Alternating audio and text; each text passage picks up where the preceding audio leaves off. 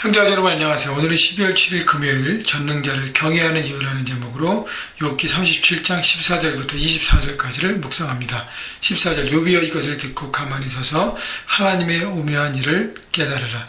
자, 하나님의 오묘하심을 깨달으라는 엘리후가 욥에게 권면하는 것은 욥이 하나님에 대한 생각이 고난이 계속되면서 이유 없는 고난들이 계속되면서 그것이 풀리지 않으면서 하나님이 침묵하시면서 나 이유 없는 이 고난을 내가 받고 있지 않나는 잘못된 생각이 있고 또 하나님이 틀렸다는 잘못된 생각을 갖고 있기 때문에 욥이 하나님의 그 전능하심을 보고 자연을 주관하시고 우주를 주관하신 하나님의 전능하심을 보고 하나님의 하나님 되심을 깨닫게 하기 위해서 엘리후가 권면합니다. 자, 하나님의 오묘한 일들을 깨달으라.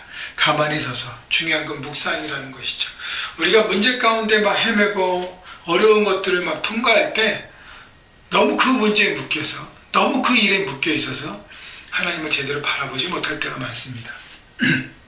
자, 그래서 때로는 그 하나님을 작게 우리 박스에 여기고 박스에 넣고 하나님을 작게 우리가 제한해 버리는 일들이 많습니다. 그렇기 때문에 엘리후가 얘기했던 것처럼 우리가 가만히 서서 가만히 하나님의 하셨던 일들을 돌아보고 하나님께서 주관하신 창조주 되신 그 하나님의 전능하심을 우리가 바라볼 때 우리가 하나님에 대한 생각이 바뀌고 하나님에 대한 마음이 바뀌고 하나님에 대해서 우리가 어떻게 해야 되는지가 바뀌는 것입니다.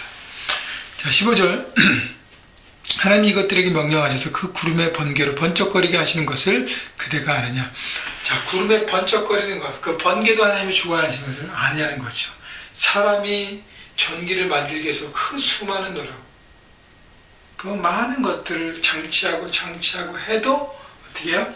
번개의 잠깐의 그 빛의 어떤 그 강력함을 따라갈 수 없지 않습니까?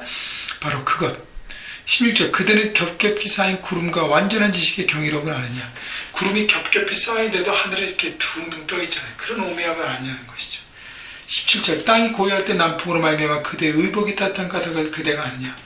봄이 되면 남쪽에서 따뜻한 바람이 불어와서 우리의 모든 것들을 따뜻하게 하고 겨울을 낳고, 물론 캘리포니아의 겨울과 그 다음에 봄은 그렇게 어떻게 겨울이 그렇게 춥지 않기 때문에 그런 걸 많이 못 느끼지만 여러분 한국에 사실 때 또 추운 지방에 있을 때 보면 정말 겨울이 혹독하게 추운데 때가 지나면 따뜻한 바람이 불기 시작하고 봄이 옵니다. 야, 이게 너무 오묘한 것이죠. 여러 가지 시즌을 주시고 그 모든 것 가운데 하나님이 역사하시는 것들. 18절 그대는 그를 도와 구름장을 두들겨 넓게 만들어 녹여 부어 만든 거울같이 단단하게 할 수 있겠느냐. 자, 창조주 하나님처럼 이 모든 것들을 자연을 주관하고 만드시고 섭리할 수 있겠냐는 것이죠.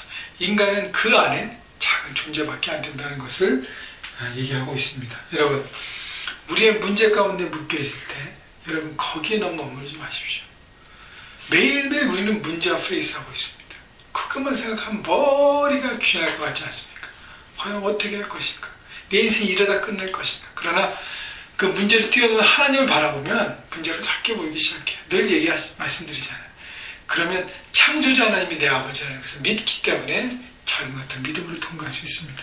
19절 우리가 그에게 할 말을 그대는 우리에게 가르치라. 우리는 아두나여 아뢰지 못하겠노라.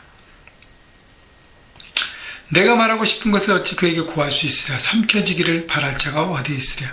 엘리후는 욥에게 이렇게 해도 하나님에 대한 잘못됨을 또 얘기하고 할 수 있다면 얘기해보라는 것이죠. 21절 그런즉 바람이 불어 하늘이 말끔하게 되었을 때 그 밝은 빛을 아무도 볼 수 없느니라. 여러분 구름 한 점 없는 하늘에 떠있는 태양빛을 정면으로 똑바로 바라볼 수 있는 사람은 없습니다. 여러분 그 자연의 위험 앞에 인간은 연약한 존재를 설 수밖에 없는 것이죠. 북쪽에서는 황금 같은 빛이 나오고 하나님께는 두려운 위험이 있느니라. 그래서 여러분 지진과 쓰나미나 폭풍과 얼마 전에 허리케인이 뉴욕 쪽을 강타했잖아요. 오랜 시간 전기가 끊기고 사람들이 정말 어려운 가운데 살았습니다. 여러분 자연의 대역사 앞에 인간은 연약할 수밖에 없고, 여러분 최고의 도시, 세계 최고의 도시 뉴욕과 뉴저지가 마비되지 않았습니까?